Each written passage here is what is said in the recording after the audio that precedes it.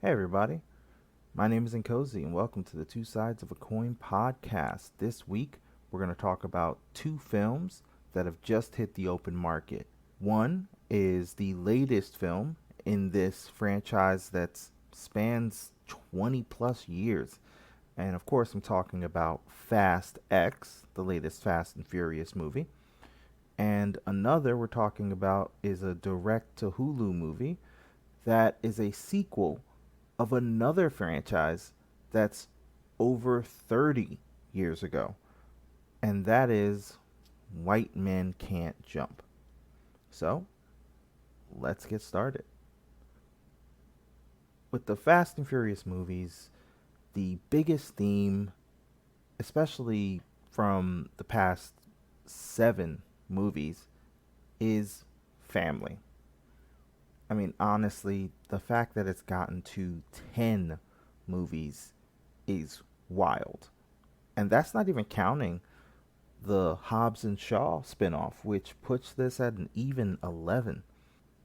If you, like me, remember when Fast and the Furious first came out, this was a movie about small time criminals, race car driving, and just about people stealing stereos and jacking trucks of electronics that could be sold on the street.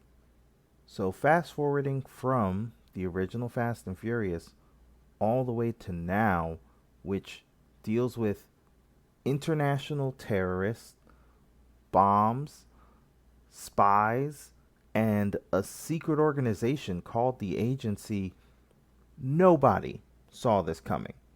There wasn't a parlay that you could find with even the most degenerate of gambler that would have said, hey, that movie Fast and the Furious is going to span a franchise that is decades long at this point. Nobody would have taken that bet, including myself. So now that we're here, really, because it's such a long lived franchise, it's gone from being regular people doing things that regular people could do, albeit some of the extremely skilled people could do, to a movie franchise that willfully and knowingly breaks the laws of physics and turns its stars into literal superheroes because some of the things that they do in cars, in space at this point. Remember, in the last movie, they went to space in a Pontiac Fiero. This movie suspends all disbelief at the door, which poses an interesting question for critics coming into this movie. How do you review something that's had 9 successful movies where each movie has gotten crazier than the last in a movie franchise where no one up to this point, except for very few people, have actually stayed dead even? We've had 2 instances at this point of people coming back from the dead where we thought, oh, that person died. Nope, didn't die. Still alive. How do you combat that? How do you review something that is just such a crazy time that to give it any kind of critical analysis is really almost operating in bad faith? And I guess that's a question that we're going to answer because I'm going to try and review this movie. So let's jump into it. With this latest movie with Fast X, obviously Dom and his family are all gathered around the table and they're having a good time.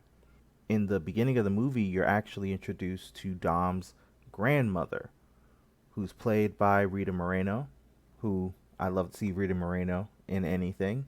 Huge West Side Story fan.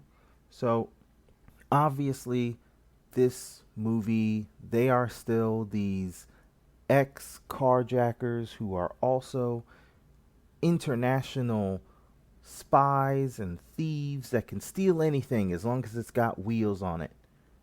So, what could be done to really stop them?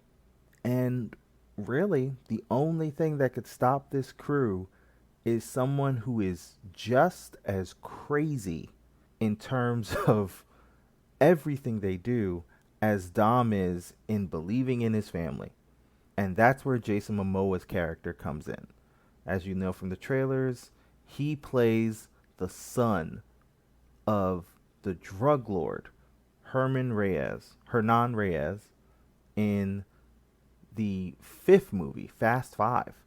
So he's coming at Dom for revenge, saying, "You killed my brother." Nope, didn't kill his brother. I was thinking about Jason Statham's character, whose brother got hurt by Dom, because a lot of people have come after this family for revenge.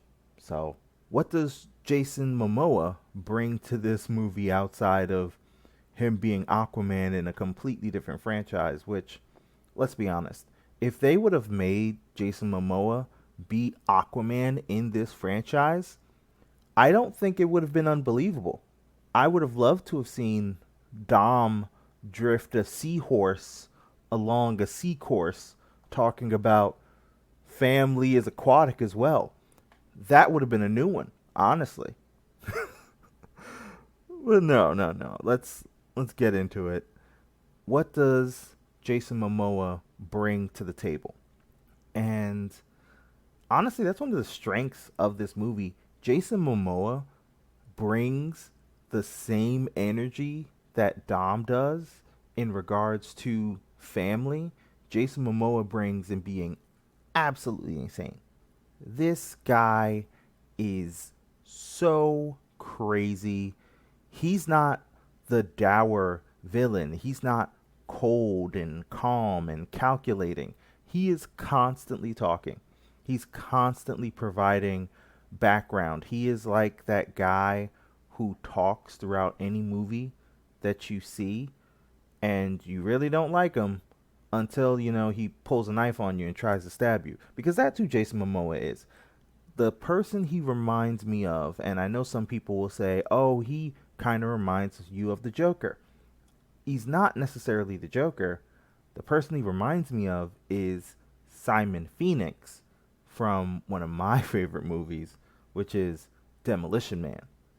If you know who Simon Phoenix is, Wesley Snipes' character, that level of crazy is what Jason Momoa is operating in. He is insane. He is very, very affectionate. If he isn't openly gay, then I don't really know what the term means. If not, then he's incredibly secure in his masculinity. Either way, it's fine, because he is flirting with every guy that you see.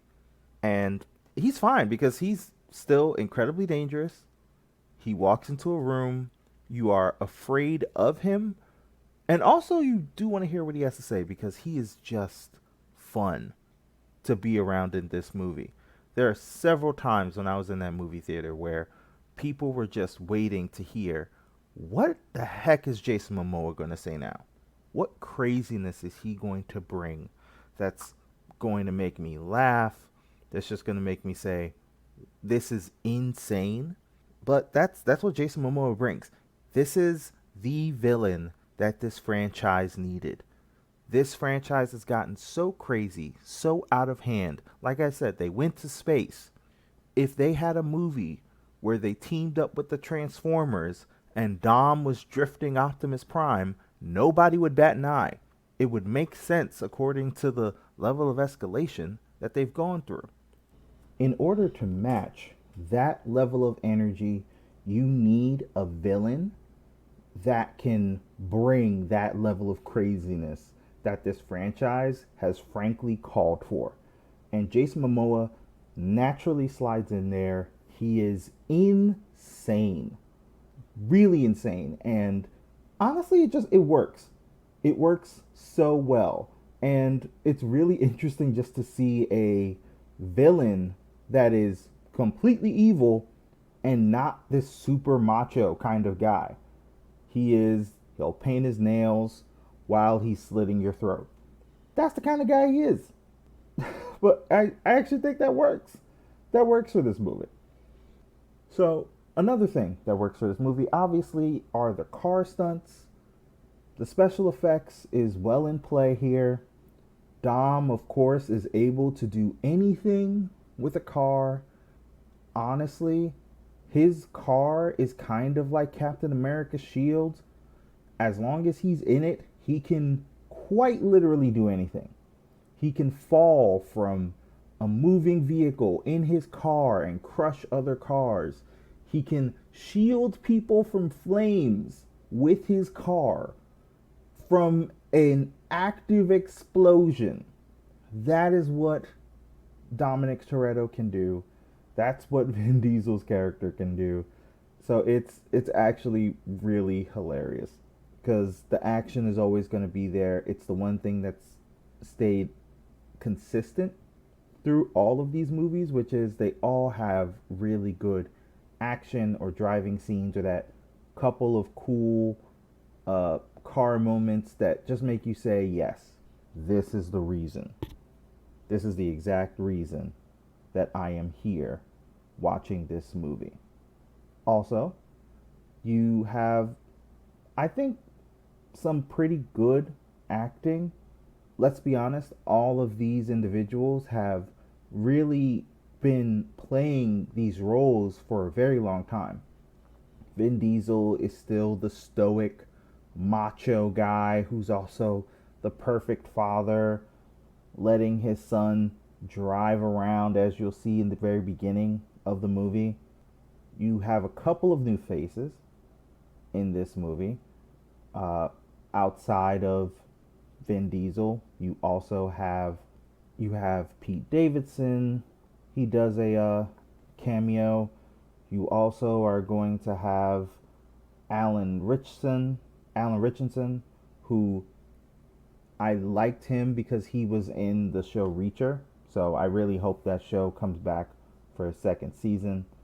You have Charlize Theron.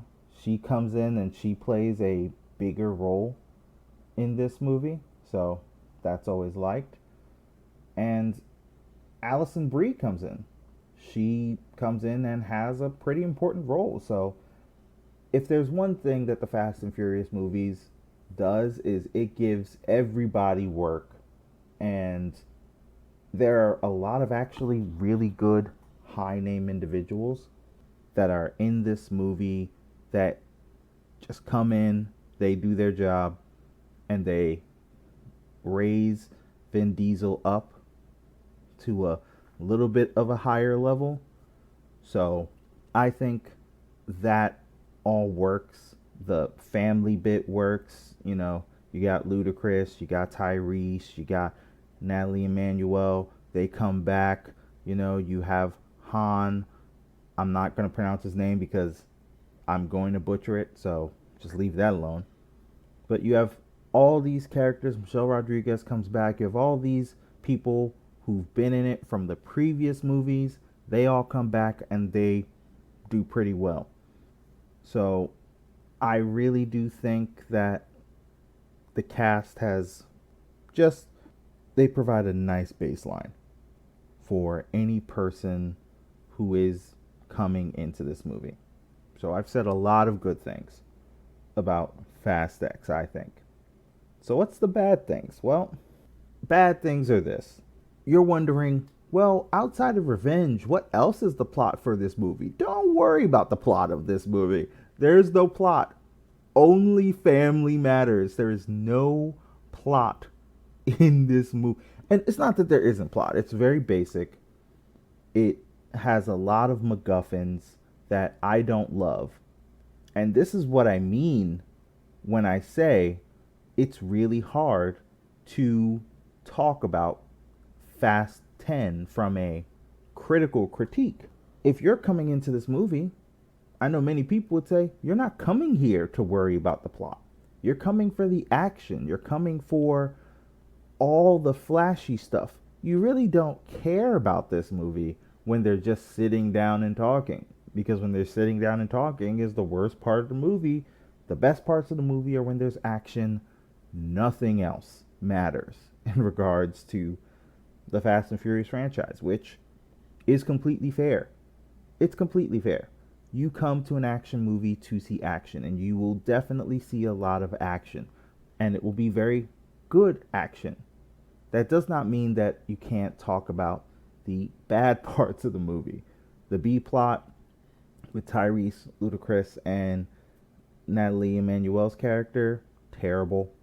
Uh, Outside of Jason Momoa when he's doing his monologue, which actually that works when it's Vin Diesel and he's trying to act against someone else. Oh, it's rough.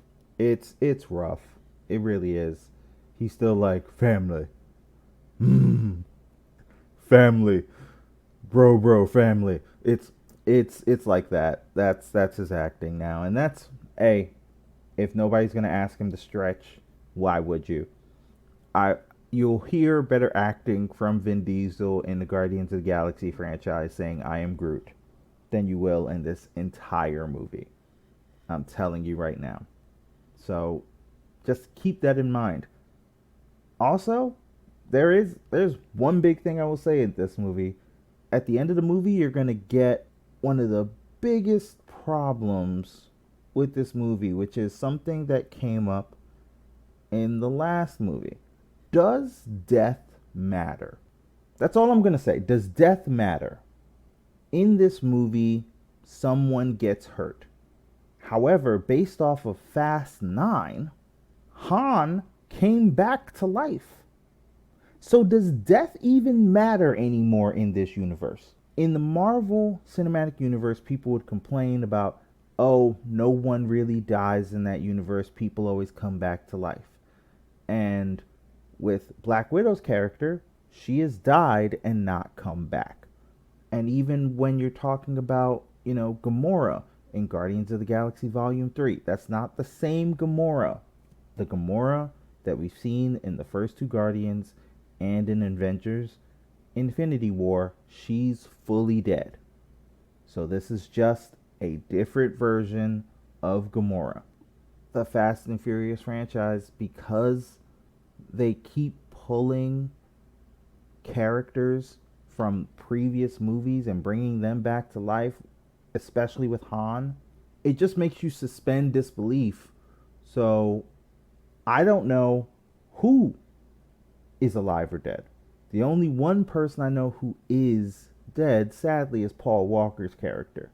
Because if Paul Walker just wanted to walk away and didn't want to talk and didn't want to do anything, if he was still alive, they'd bring him back. So in terms of this movie, I'm going to give it 3 ratings. The first rating is the enjoyment rating. In terms of enjoyment, this movie is a fine dining experience. If the only thing you care about is the action or the cars, when the movie is doing action set pieces, if that's the only thing you care about, or when the movie's doing a little bit of comedy, the comedy isn't great in this movie also. If those are the things you care about, this is a fine dining experience, and go watch it in theaters.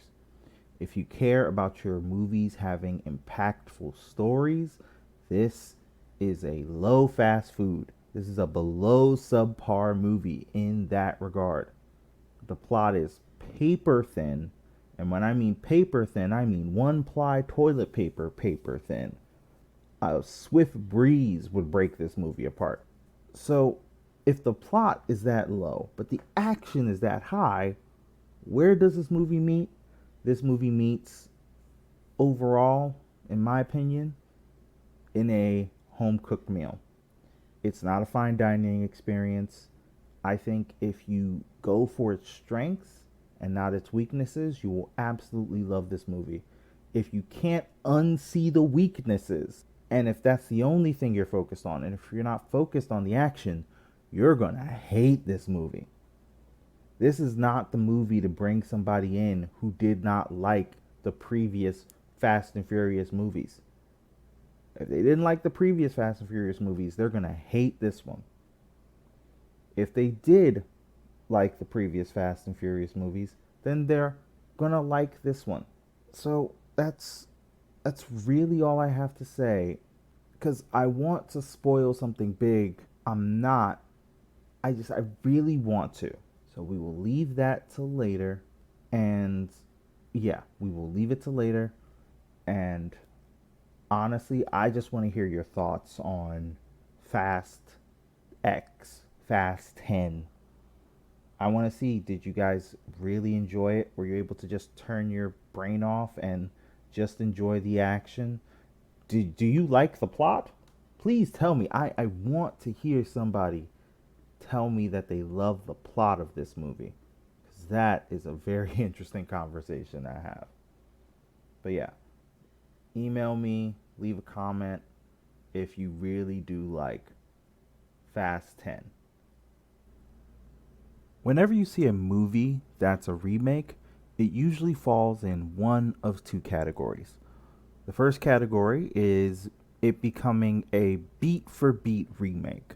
Essentially, it is the exact same story told in the exact same way, maybe with some thematic changes, but the storyline is exactly the same as the previous movie. Or you could do a movie that is a slight reimagining of the original movie, where you take the same basic premise, however, you change up certain things around that premise in order to make your stamp on this movie. So, with the 1992 Wesley Snipes, Woody Harrelson, and Rosie Perez classic, White Men Can't Jump, if they would have done a beat for beat remake, it would have been very, very unadvised here.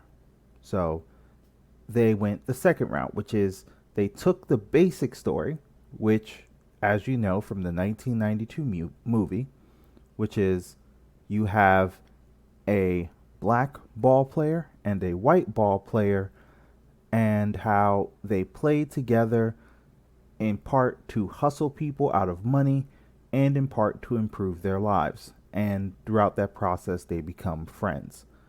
That is still the basic premise of the new updated version of White Men Can't Jump. Now, there are some differences, and there are definitely some more famous basketball players in this movie than in the previous one. But let's see how this classic goes, especially a movie that is made, or at least a spiritual reimagining of a movie that's over 30 years old. So let's get into it. So in this movie, we start out with Sanaqua Wall's character, who is Kamal. And Kamal is young and he is on his way to the league. He is the star. He's the guy that everybody's looking to as the next phenom. And right next to him, we see is his dad, who is played by, of course, Lance Reddick. His name is Benji. And I have to say, it really did bring me down a little bit to see Lance Reddick there. He is Kamal's father. As you know, Lance Reddick has passed away. And I just had to look this up. Lance Reddick was working a lot because he has 3 more movies coming out, as well as at least 2 TV shows and I believe a video game where he voiced all the lines in that video game. So you're going to be seeing a little bit more of Lance Reddick over the next year or so. However, to bounce off of that, what we see he is on his way to being the absolute star that it seems he has the talent for. However, we then do a hard cut and we see 10 years later, he is not this great NBA player. He essentially never was. He never went to the league. You don't even know what happened to him. All you know is he is working a dead end job. He's delivering packages. He's got a kid and a wife who's played by Tiana Taylor. And he's just treading water at best. At best, he's treading water. He honestly is below water at this point. And after he plays a pickup ball game in the court that he played when he was a kid, he runs into Jack Harlow's character, whose name is Jeremy.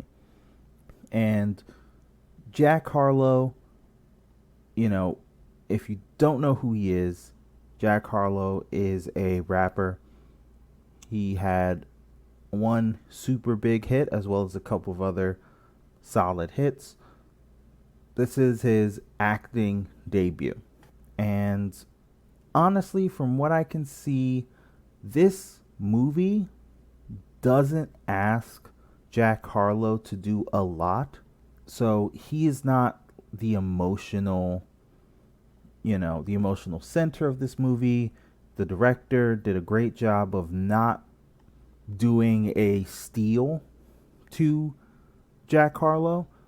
For the reference I'm talking about is the Shaquille O'Neal movie Steel, where it's not a good movie.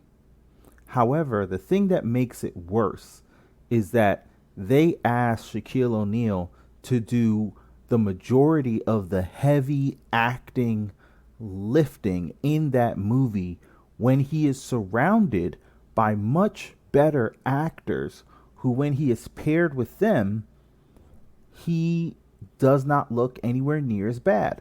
The problem is they ask him to do a lot of acting just by himself with no one there to help mask his lack of ability at the time and lack of experience. In this movie with Jack Harlow, they do not do that. In almost every single one of his scenes, he's being surrounded by a more capable actor. So while he isn't an amazing actor by any stretch of the term, he's not being asked to do an incredible amount of emotional lifting. He's just asked to be snarky, and he's asked to fill essentially like 1/4 of Woody Harrelson's character from the 1992 movie, which is him being snarky and him being able to get into people's heads. That's what Jack Harlow is being asked, and he's able to do that reasonably well. So Kamal and Jeremy's character, they meet up. At first, Jeremy is able to hustle Kamal before they come together in order to hustle other people so that way they could make money in order to get into a big basketball or a street ball tournament so that way they can make some money and improve their lives. So let's start with the good. I've already mentioned that Jack Harlow is decent as Jeremy. He's not amazing. He is decent. Also, Sinaqua Walls, or Sinqua Walls, he's okay as Kamal. He's not doing anything that's going to blow the doors off in regards to his acting ability. However, this is a stable job. This is very workmanlike. He isn't playing at the NBA level. However, this is very firmly high G League, if not rookie NBA level in terms of his acting. So I have no problem with the work that he's putting in. As I mentioned before, Lance Reddick is Lance Reddick. He's always going to bring his authentic self. So I really did like him whenever he was on screen. Tiana Taylor, she is really shaping up into being one of those artists that can not only do music, however, she can also act at a pretty good level. It's very hard for an entertainer, in my opinion, to also be an actor, simply because while they require similar skill sets, they do not require the same skill set. And I think when you are very good at one thing, that does not guarantee you as being very good at something else. It's like expecting a great baseball player to also be a good football player. Sometimes it might be the case. However, for a large amount, it really isn't. So, big ups to Tiana Taylor for holding it down and really playing the role of the not dutiful wife. However, she does play the role of the supportive wife and mother very, very well. Also in this movie, you have Laura Harrier or Laura Harrier as Tatiana. She plays Jack Harlow's girlfriend. As you know, Laura Harrier is from Spider-Man Homecoming. She was the love interest in that movie. So obviously, she is bringing some good stuff to this movie. You also have Kamal's friends, who's played by Miles Bullock and Vince Staples. They're pretty good. They're not terrible. They're pretty good. And you also have a couple of really good basketball players coming into this movie. So Blake Griffin does a cameo, Tyler Hero does a cameo, and they're not in there for a long time. However, it's nice to see them when they pop up. So outside of the acting, I really did like the videography in this movie. The cinematography is really good, especially the basketball scenes. They did a great job in shooting the basketball scenes well, so that way it does not overshadow the two actors. They are mostly playing basketball as themselves, so they didn't bring in like stunt people, or if they did, the cuts were very well done. So you really believe that these guys can at least play some semblance of basketball. And I believe with Jack Harlow, he plays in the NBA celebrity game for All-Star Weekend, so he's pretty okay in terms of playing basketball. What else? Is there anything else good I could really say about this movie? Honestly, no. However, there is a downside to this movie.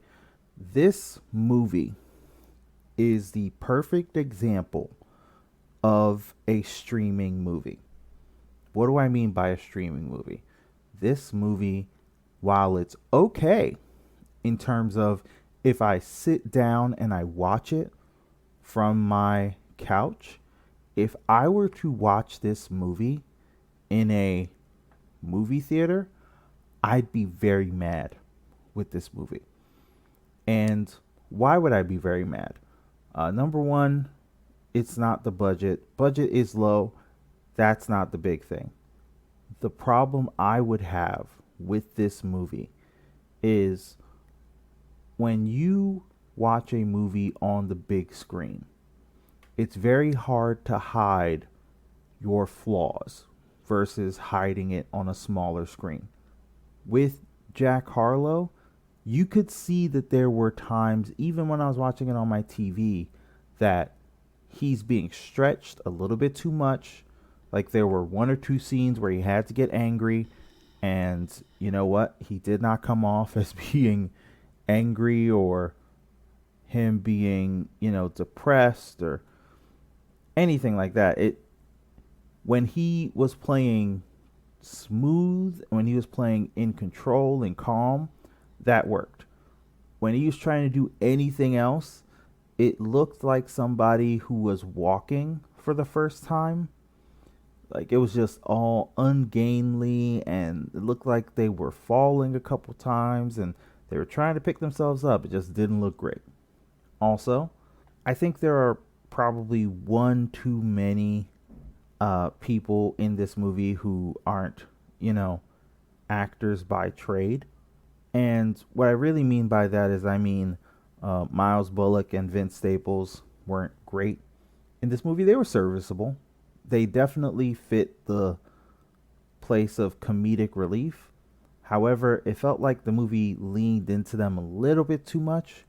I think if they would have cut them back a little bit more, it would have been in their service, because this movie had, I think, a very bad habit of just going for the joke that half second too long. When you are in a comedy, which this movie tries to do a lot of comedic elements, when you're in that comedy, you want to cut off the joke a little bit earlier rather than let it sit for too long. If a joke sits for too long, that's worse, because the laugh has run out and then there's silence. Whereas if you cut it off just a little bit too soon, then you could get the laugh going into the next scene, which always, puts a much better feeling on the crowd, rather than everybody has stopped laughing and they're just still looking at the scene play out and then it moves on. So this is on Hulu. I didn't have to pay anything extra. If I were paying money for this movie, I would be in a much different mood. However, I didn't. So I will give this movie a low home cooked meal. If I were to watch this in the movie theater, I would tear it a new one, simply because it would not have been worth the price of admission. However, this is just a decent streaming movie. I have to adjust my feelings about movies accordingly, because I can't judge some movies by the same standards I judge others. That's just the nature of the beast. This is a serviceable movie. It's a fine movie. It's not worth spending money on. However, if you're paying for Hulu, you're already spending money that way. So getting this as a part of your Hulu membership, I think it's perfectly fine to do that. Any other way, I would not endorse this movie. But if you feel differently, if you love this movie, please let me know. I would love to hear what you have to say in the comments, or you could email me or reach out on Twitter. I would love to hear what you guys have to think. Thank you guys so much for listening to this week's episode. If you want to reach out to me, you can find me in several places. You can contact me on Twitter at twosidescoin. You can find us on Instagram at Two Sides of a Coin. That's TWOSIDEZ of a coin, all one word. You can email us at twosidespodcast@gmail.com. And you can listen to the podcast on Podbean, on Spotify, and also on Apple Podcasts. So we hope to really hear from you guys. I love to hear and discuss anything you guys want to talk about, and we'll talk to you later.